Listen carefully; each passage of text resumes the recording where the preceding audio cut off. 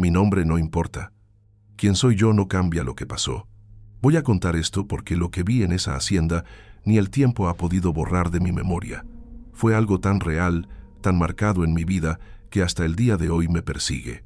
Esto ocurrió allá por las tierras áridas de San Luis Potosí, en un caserío olvidado donde casi no llegaban ni las noticias. Yo estuve ahí aquella noche. Caminaba siempre junto a mi patrón, iba con él a todas partes, y vi casi todo lo que voy a relatar. Lo poco que no vi con mis propios ojos, me lo contó él mismo. Créeme cuando te digo algo. Ninguna de estas historias que pasan de boca en boca son inventos sin sentido. Lo que uno oye, nuestros abuelos y bisabuelos ya lo habían contado antes. Solo que la gente de hoy ya casi no se atreve a hablar por miedo a que los llamen locos o mentirosos. Pero yo sé que en este mundo hay cosas que nunca salen en los periódicos, cosas que están escondidas y que si las buscas, te encuentran. El dueño de la hacienda se llamaba Don Vicente Rocha, aunque todos en la región le decían Vicente del Sabino Seco porque había nacido en un pedazo de tierra pobre, pedregosa, donde apenas crecía nada. Desde muchacho, Vicente fue de familia apretada, sin herencia, sin estudios, sin nada más que las manos y la hambre de salir adelante. Empezó vendiendo leche en cántaros, cargando leña en burros hasta el pueblo, trabajando de sol a sol. Pero dentro de él había algo que lo consumía, una ambición desmedida. Vicente siempre repetía que él no había nacido para morir pobre. Con el tiempo, comenzó a cambiar. Se fue apartando de la iglesia, dejó de juntarse con los amigos y prefería perderse solo en el monte. Corría el rumor de que había viajado hasta Veracruz a buscar a un brujo famoso que sabía trabajar con lo pesado. Sea verdad o no, lo cierto es que después de ese viaje, Vicente regresó cambiado. Al principio nadie notó mucho, pero bastaron un par de meses para que su vida se volteara de cabeza. De la nada, el hombre que siempre andaba con deudas empezó a comprar tierra buena. Primero un rancho chico, luego otro más grande. Pronto ya tenía ganado de raza, caballos finos, camiones para transportar y hasta levantó una casa nueva de tejas y corredores amplios. Se volvió hacendado casi de la noche a la mañana. Cuando le preguntaban cómo lo había hecho, él solo sonreía y decía, «Dios ayuda al que trabaja». Pero yo, que lo conocía desde chamaco, sabía que algo no cuadraba. Esa riqueza había llegado demasiado rápido y de un modo que ni el mejor negocio explicaba. La gente empezó a murmurar que Vicente había hecho un trato oscuro, que había dado algo a cambio, aunque nadie sabía qué exactamente. Pero la respuesta llegó años más tarde. Vicente se casó con doña Marina Estrada, una muchacha decente y bonita, de un pueblo cercano llamado San Miguel del Mezquital. Con ella tuvo un hijo, al que bautizaron como Damián. Todo parecía en calma hasta que el niño cumplió 3 meses. Ahí comenzaron los horrores. Una madrugada, Vicente se despertó con el sonido de pasos en el patio. Agarró su escopeta y miró por la ventana, pero no vio nada. Fue al cuarto del niño. Dormía profundamente. Lo arropó, cerró la ventana y se quedó un rato ahí, solo escuchando el silencio. La noche siguiente volvió a despertar. Esta vez lo que sintió fue un olor nauseabundo, mezcla de quemado con podredumbre. El hedor pasó por la casa como una corriente y luego se desvaneció. Salió armado otra vez, pero no encontró nada, solo el canto lejano de un tecolote. Al tercer día, decidió buscar ayuda. Caminó hasta el cerro donde vivía un curandero conocido como Don Feliciano, un hombre mayor que sabía manejar las artes oscuras. Vicente no dio rodeos. Hice un trato hace años, y ahora vienen a cobrar. Quiero saber cómo romperlo. Don Feliciano lo miró fijo. Le preguntó qué había ofrecido en aquel pacto. Vicente no respondió. La vergüenza le apretaba el pecho. El brujo entonces preparó un té, entró en trance y dibujó en un cuero viejo la figura de un hombre cargando un saco al lado de un niño pequeño. Vicente bajó la mirada. Entendió de inmediato. El curandero le mostró después 3 caminos, uno con una cruz, otro lleno de espinas y un tercero encerrado en un triángulo. Movió la cabeza lentamente y le dijo, «Ya sabes cuál es tu destino». Vicente regresó a la hacienda con el corazón encogido. Esa misma noche habló con Marina. Le confesó la verdad, que antes de tener nada, antes de la hacienda y del ganado, había hecho un pacto en el monte, guiado por voces y rituales que no quiso ni recordar. Que un ser sin nombre se le apareció y le ofreció riquezas a cambio de algo suyo, algo que, en el momento justo, vendría a cobrar. Marina lo escuchaba sin poder creerlo, hasta que él pronunció lo impensable. Ese ser viene por nuestro hijo, viene por Damián. Marina se quedó helada, apenas podía respirar. Trató de convencerlo de que eran imaginaciones, que tal vez todo era culpa del cansancio o de los nervios, pero Vicente no discutió. Solo dijo con una firmeza que le heló la sangre: si ese ser viene por mi hijo, yo voy a pelear hasta el final. O lo mato, o me mata, pero no le entrego a Damián. La casa quedó en un silencio espeso. Marina abrazó al niño y se arrodilló rezando con un rosario en la mano. Vicente se quedó de pie en la sala, con la escopeta lista. De pronto, un silbido largo y cortante atravesó la noche.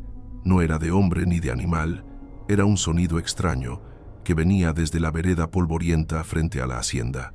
Marina tembló con los ojos bien abiertos. Vicente no se movió, pero sentía un sudor frío bajándole por la espalda. El silbido se fue acercando, lento, como pasos arrastrados en la tierra, y entonces apareció una sombra grande, encorvada, cargando un saco enorme en la espalda. Se detuvo en medio del camino, inmóvil, mirando hacia la casa. Vicente levantó la escopeta sin decir palabra. La figura comenzó a caminar despacio hacia el portón. El silbido se detuvo. Marina abrazó fuerte al niño. Vicente fue al cuarto de los peones y despertó a 3 de sus hombres de confianza. Todos se armaron con lo que tenían: un par de rifles viejos, machetes y cuchillos. Cerraron puertas y ventanas, atrancaron los muebles contra la entrada, apagaron los candiles y se quedaron en penumbras, conteniendo la respiración. Entonces el silbido regresó, esta vez más fuerte, más cerca, y no venía de un solo lugar, sino que parecía rodear toda la casa. Imagínate, estar en medio del monte, en completa oscuridad, escuchando ese sonido que no era humano, que no paraba y se metía por cada rincón. El niño dormía tranquilo, como ajeno al peligro. Marina lloraba en silencio, rezando sin parar. Vicente permanecía firme, de pie, apuntando hacia la puerta principal. Y verás, uno de los vaqueros se asomó por una rendija. No vio nada. Otro subió al altillo para vigilar desde arriba. El viento soplaba fuerte y la sombra del camino ya no estaba. De repente, 3 golpes secos estremecieron la puerta. «Ya vino a cobrar», murmuró Vicente con la voz apagada. Nadie se atrevió a contestar. Los golpes cesaron, pero enseguida comenzaron pasos lentos y arrastrados detrás de la casa, como si alguien cargara un bulto pesado. Marina apretó más al niño contra el pecho. Vicente cruzó la casa en silencio y pegó el oído contra la puerta trasera. Del otro lado, un silbido largo y agudo lo atravesó como una aguja. No abrió. Solo se quedó ahí, con el dedo en el gatillo, temblando por dentro. Entonces un vidrio estalló en la cocina. Uno de los peones corrió a mirar, pero no había nadie, apenas la ventana hecha trizas. Los ruidos se multiplicaron. Primero otra ventana, luego un estruendo en la sala, después la puerta principal sacudiéndose como si algo enorme empujara desde afuera. Era como si una fuerza invisible quisiera arrancar la casa de sus cimientos. Las luces parpadearon y luego se apagaron de golpe. La oscuridad fue absoluta. Solo se escuchaban el silbido y el arrastre del saco afuera, cada vez más cerca, cada vez más pesado. Dentro de la hacienda nadie se movía. El miedo era tan grande que ni rezar podían. Era como si el tiempo se hubiera detenido. 1 minuto, 1 hora, nadie supo cuánto duró. De pronto, el silencio fue total, tan denso que dolía en los oídos. Marina abrazaba a Damián, que había despertado pero no lloraba. Solo miraba fijamente a su madre con los ojos muy abiertos. Vicente, con la escopeta entre las manos, sentía el sudor correrle por la cara. Poco a poco, la luz volvió débil y luego más clara. Todo estaba quieto, como si la amenaza se hubiera desvanecido. Los hombres se miraron entre sí, agotados, sin atreverse a bajar la guardia. Uno de los vaqueros abrió una ventana con cuidado. Afuera, nada. El patio estaba vacío, ni huellas en la tierra ni rastro de nadie. Antes de seguir, no olvides suscribirte, darle like y compartir este contenido. Así podremos llegar a más personas y seguir creciendo juntos en esta comunidad. Sigamos. Vicente mandó llamar a Marina. Ella bajó del altillo con el niño envuelto en un rebozo. Se sentaron todos en la cocina, nerviosos, tratando de convencerse de que había terminado. Algunos hasta soltaron una risa nerviosa, como si hubieran vencido. Fue entonces que Marina, con el corazón más tranquilo, quiso acomodar el rebozo para ver a su hijo. Cuando lo descubrió, lo que soltó fue un grito desgarrador, seco, que heló la sangre de todos. En sus brazos ya no había un niño. Solo quedaban los huesitos blancos, limpios y fríos, como si hubieran sido lavados en agua. El rebozo se escurrió, y los huesos cayeron al piso con un ruido seco, como de piedras golpeando el suelo. Marina se desplomó gritando. Vicente quedó paralizado con el rostro desencajado, y en ese instante un silbido largo volvió a escucharse, lejano, desde la vereda. Todos corrimos hasta el alpendre de la hacienda, y ahí lo vimos, en medio del camino de tierra, iluminado apenas por la luz mortecina de la luna, iba aquella figura, alta, encorvada, cargando el costal a la espalda. Se movía lento, paso a paso, como si arrastrara un peso enorme. Del interior del saco se escuchaba un llanto apagado, el de Damián, aunque en brazos de su madre, lo que había quedado eran solo huesos. Era como si el ser hubiera arrebatado la vida del niño y la hubiera metido en ese costal maldito. Vicente intentó levantar la escopeta, pero sus brazos no respondían. Era como si una fuerza invisible lo hubiera clavado al suelo. Los vaqueros tampoco se movían, paralizados del terror. La criatura siguió avanzando, metiéndose poco a poco en la oscuridad del camino.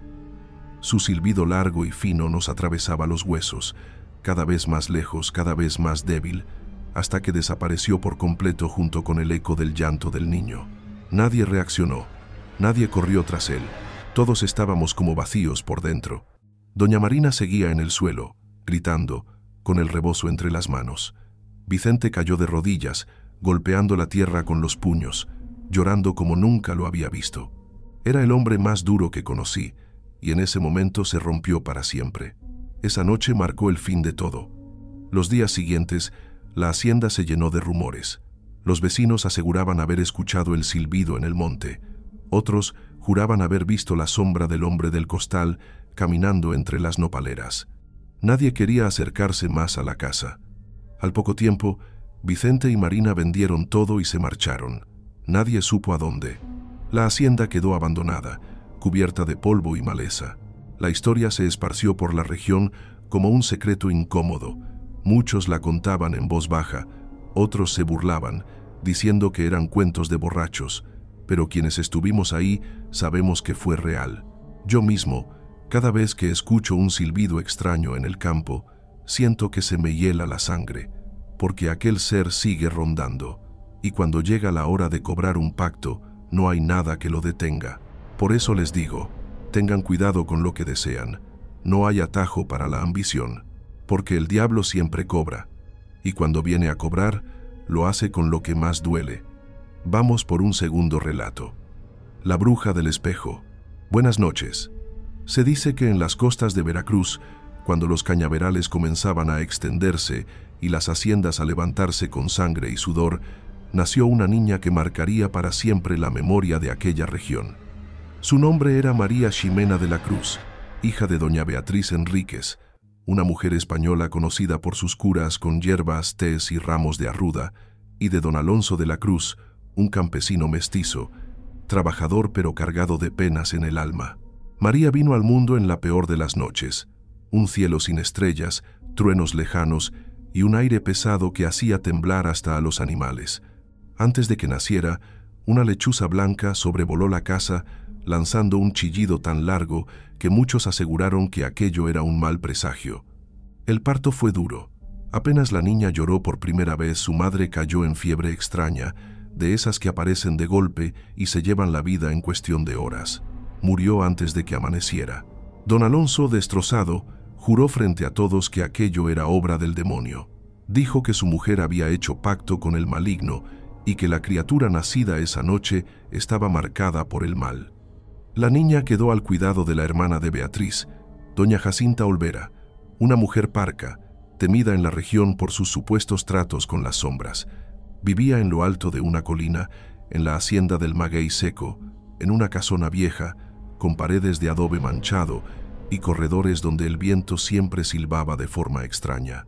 De Jacinta se decía mucho, que podía detener la leche de una vaca con solo mirarla, que hablaba sola por las noches y que en su sala guardaba un espejo antiguo traído desde España, un espejo con moldura de madera tallada que había pertenecido a su padre. Ese espejo era temido. Quien se atrevía a mirarlo juraba no ver solo su reflejo, sino lo que llevaba podrido por dentro. Algunos aseguraban que, al mirarse, habían visto una sombra negra parada justo detrás de ellos. Otros dijeron que sus rostros cambiaban en el vidrio, como si se derritieran. Por eso, nadie del pueblo subía al monte de Jacinta, salvo por necesidad, y quien lo hacía salía sin mirar atrás.